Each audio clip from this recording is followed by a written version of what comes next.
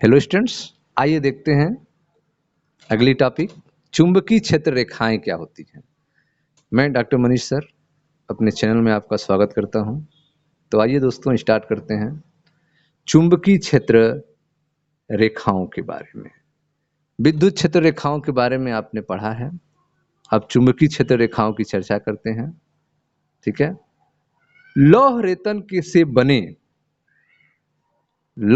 के बने पैटर्न के आधार पर हम चुंबकीय क्षेत्र रेखाएं खींच सकते हैं। पिछले वीडियो में हमने लौह रेतन के द्वारा बने हुए पैटर्न के बारे में बताया था, जैसा फिगर आप देखें चित्र 5.2। यह जो पैटर्न आप देख रहे हैं यह एक लौह रेतन का पैटर्न है। इसको तैयार करने के लिए आपको लौह रेतन चाहिए, लोहे का पाउडर चाहिए, एक छड़ चुंबक चाहिए और एक पतला शीशे का प्लेट चाहिए। ठीक है, तो नीचे जो है आप छड़ चुंबक को रखेंगे, उसके ऊपर आप शीशे से बने हुए एक प्लेट को उसके ऊपर रखेंगे और उसके प्लेट पर, उस सीट पर आप लौह रेतन को फैला देंगे। तो आप देखेंगे कि कुछ जो ही आप लौह रेतन को छोड़ेंगे तुरंत इस तरह का एक पैटर्न बन जाएगा। जो चुंबकीय क्षेत्र रेखाओं, ठीक है, जैसे विद्युत बल रेखाओं में आपने देखा था, ठीक उसी तरह से चुंबकीय क्षेत्र रेखाओं का पैटर्न आपको मिल जाएगा। यह पैटर्न देखें आप ध्यान से, यहाँ पे पैटर्न को बनाया गया है अलग से। यह आपका एक छड़ चुंबक है जिसका यन ध्रुव सिरा और यस सिरा, ठीक है, नॉर्थ पोल और साउथ पोल। यहाँ पर भी एक छड़ चुंबक है और यहाँ पर भी एक छड़ चुंबक है। 3 छड़ चुंबक का फिगर आप देख रहे हैं।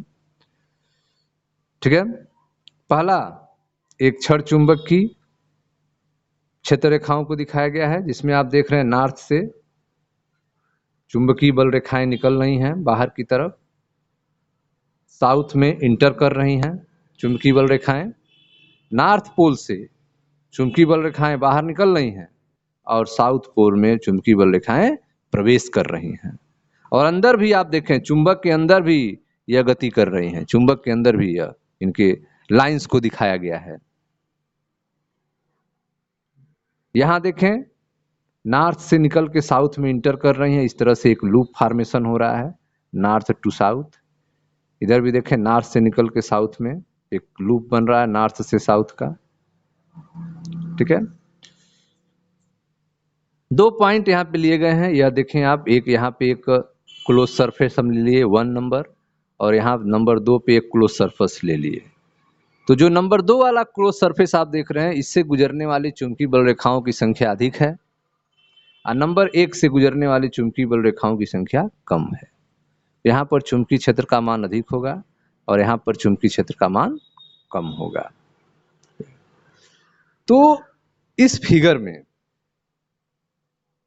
ठीक है, इसकी चर्चा करते हैं। तो आइए पहले इसको देखते हैं, पढ़ते हैं। चित्र 5.3 में यह छड़ चुंबक और धारावाही प्रणालिका दोनों के लिए दर्शाया गया है। यह फिगर आप देख रहे हैं जो यह छड़ चुंबक के लिए भी है और धारावाही प्रणालिका के लिए भी यह फिगर आपको बताया गया है। ठीक है, तुलना के लिए अध्याय 1 चित्र 1.d भी देखिए। तुलना के लिए एक और फिगर है 1.17d, वहां पर भी एक फिगर बना हुआ है जो पहले अध्याय के 17वां फिगर होगा, देख सकते हैं आप उसको। विद्युत द्विध्रुव की विद्युत बल रेखाओं को चित्र सी में दर्शाया गया है। देखें 3 फिगर है यहाँ पे। यह जो सी आप देख रहे हैं यह विद्युत द्विध्रुव के विद्युत बल रेखाओं को दिखाया गया है। यह देखें प्लस आवेश है यहाँ पे और यह माइनस आवेश है, 2 आवेश हैं कुछ दूरी पर स्थित हैं। यह एक द्विध्रुव बनाएंगे। इस विद्युत द्विध्रुव की बल रेखाओं को आप देख रहे हैं जो प्लस आवेश से निकल के माइनस में प्रवेश कर रही हैं। यह एक धारावाही प्रणालिका जो बी वाला फिगर है, एक सीमित आकार वाली धारावाही प्रणालिका के चुंबकीय बल रेखाओं को आप देख रहे हैं, और ये जो फिगर है वह एक छड़ चुंबक के चुंबकीय बल रेखाओं को आप देख रहे हैं। ठीक है, तो चुंबकीय क्षेत्र रेखाएं चुंबकीय क्षेत्र का दृश्य और अंतर्दृष्टिपरक प्रस्तुतिकरण है। चुंबकीय क्षेत्र रेखाएं जो हैं वे चुंबकीय क्षेत्र के दृश्य को बताते हैं। अंतर्दृष्टिपरक प्रस्तुतिकरण है। चुंबकीय बल रेखाओं के माध्यम से हम चुंबकीय क्षेत्र के बारे में जानकारी प्राप्त कर सकते हैं। ठीक है, इनके गुण क्या क्या होते हैं? चुंबकीय क्षेत्र रेखाएं चुंबकीय क्षेत्र का दृश्य और अंतर्दृष्टिपरक प्रस्तुतिकरण है, और इनके गुण निम्न हैं। पहला, किसी चुंबक या धारावाही प्रणालिका, ठीक है, कोई छड़ चुंबक है तो वह वही व्यवहार दिखाएगा जो एक धारावाही प्रणालिका दिखाएगी, क्योंकि वह भी जो है जब उसमें प्रणालिका में धारा प्रवाहित होगी तो वह भी चुंबक की तरह व्यवहार दिखाने लगेगी। किसी चुंबक या धारावाही प्रणालिका की चुंबकीय क्षेत्र रेखाएं सतत बंद लूप बनाती हैं। कोई चुंबक हो या धारावाही प्रणालिका हो, इसकी चुंबकीय क्षेत्र रेखाएं जो होंगी वह कंटिन्यूअस लूप बनाएंगी, सतत बंद लूप बनाएंगी। देखिए यहाँ पे यह क्लोज लूप है, यहाँ पे 2 और यहाँ 3। ठीक है, उसी तरह से यहाँ पे 1 2 3 1 2 3, यह सब क्लोज लूप बन रहे हैं, चाहे वह चुंबक हो चाहे धारावाही प्रणालिका हो। चुंबकीय क्षेत्र रेखाएं सतत बंद लूप बनाती हैं।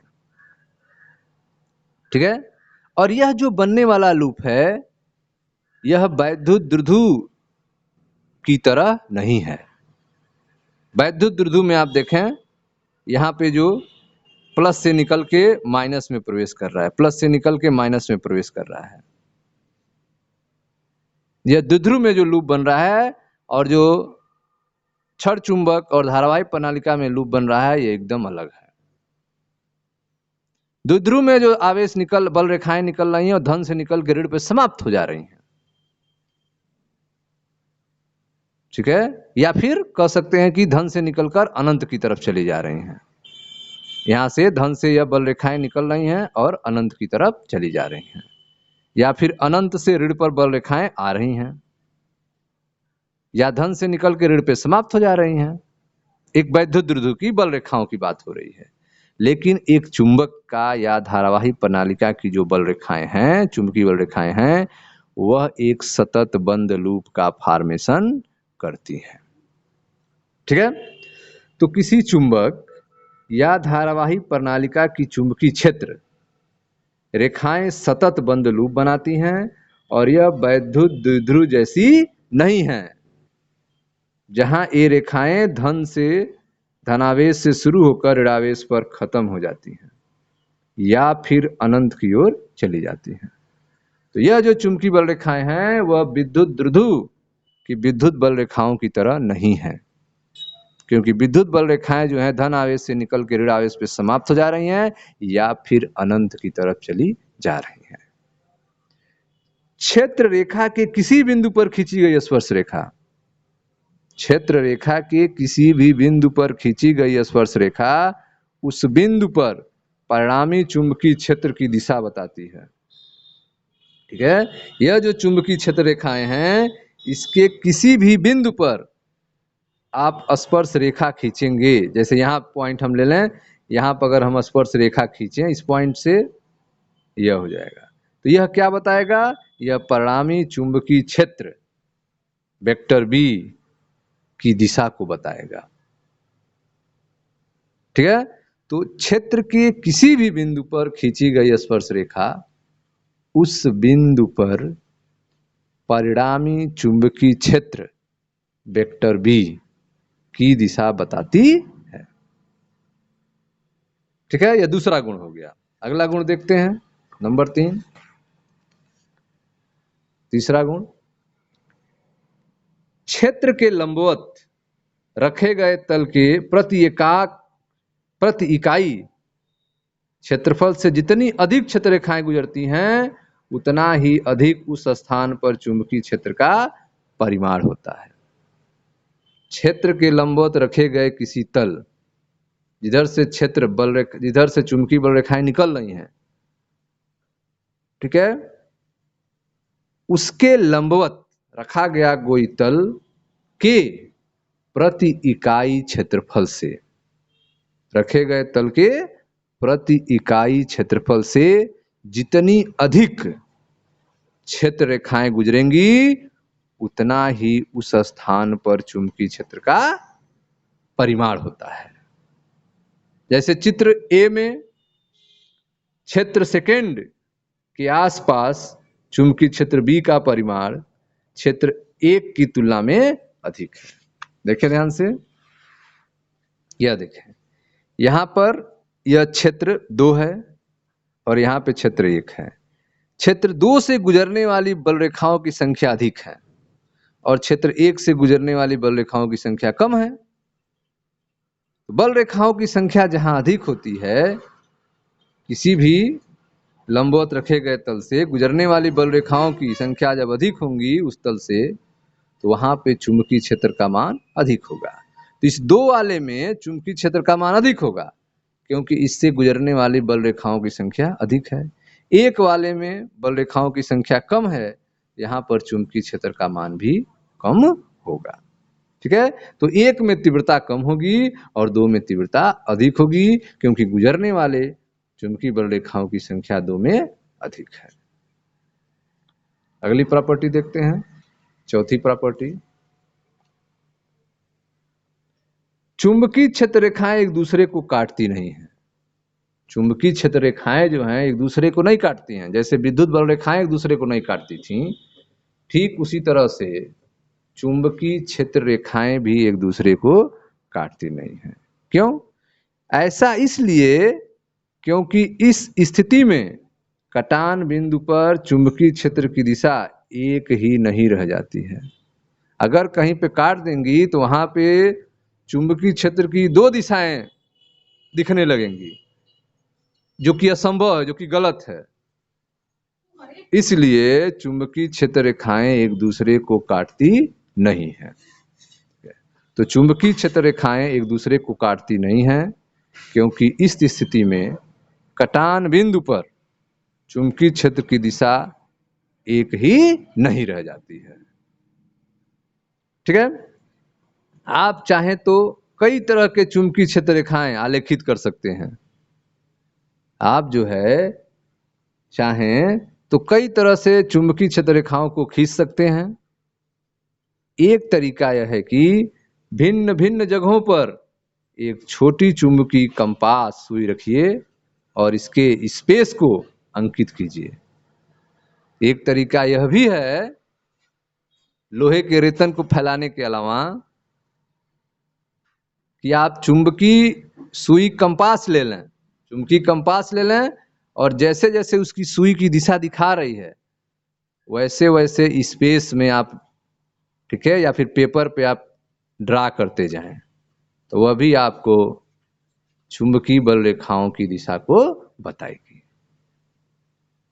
एक तरीका यह भी हो सकता है कि भिन्न भिन्न जगहों पर एक छोटी चुंबकीय कंपास सुई रखिए और इसके दिक् विन्यास को अंकित कीजिए। इस तरह आप चुंबक के आसपास विभिन्न बिंदुओं पर चुंबकीय क्षेत्र की दिशा जान सकेंगे। चुंबक के आसपास विभिन्न बिंदुओं पर चुंबकीय क्षेत्र की दिशा क्या होगी, इसे आप एक छोटी चुंबकीय कंपास सुई से भी पता कर सकते हैं। इसके लिए आपको चुंबक के अगल बगल उस कंपास सुई को, चुंबकीय सुई को लेकर जाना होगा, घुमाना होगा उसके चारों तरफ, और जैसे सुई में परिवर्तन दिख रहा है उसको आपको ड्रा करना होगा। ठीक है, तो यह भी एक तरीका हो जाएगा। तो इस तरह से आपने इस हेडिंग में पढ़ा चुंबकीय क्षेत्र रेखाओं के बारे में, चुंबकीय क्षेत्र रेखाओं के प्रॉपर्टी के बारे में। इसमें आपने देखा कि किसी चुंबक या फिर धारावाही प्रणालिका की चुंबकीय क्षेत्र रेखाएं सतत बंद लूप बनाती हैं। यह वैद्युत द्विध्रुव जैसा नहीं है, क्योंकि वैद्युत द्विध्रुव में धनावेश से रेखाएं शुरू होकर ऋणावेश पर खत्म हो जाती हैं और फिर अनंत की ओर चली जाती हैं। जबकि चुंबक में क्या होता है, चुंबकीय क्षेत्र रेखाएं एक लूप बनाती, क्षेत्र रेखाएं के किसी भी बिंदु पर खींची गई स्पर्श रेखा उस बिंदु पर परिणामी चुंबकीय क्षेत्र की दिशा को बताती है। ठीक है। तीसरा जो गुण होता है, क्षेत्र के लंबवत रखे गए तल के प्रति इकाई क्षेत्रफल से जितनी अधिक क्षेत्र रेखाएं गुजरेंगी उतनी ही अधिक उस स्थान पर चुंबकीय क्षेत्र का परिमाण होता है। चुंबकीय क्षेत्र रेखाएं एक दूसरे को काटती नहीं है, क्योंकि इस स्थिति में कटान बिंदु पर चुंबकीय क्षेत्र की दिशा एक सी नहीं रह जाती है। ठीक है स्टूडेंट्स, तो यह था चुंबकीय बल रेखाओं के बारे में। मिलते हैं नेक्स्ट वीडियो में। Thank you.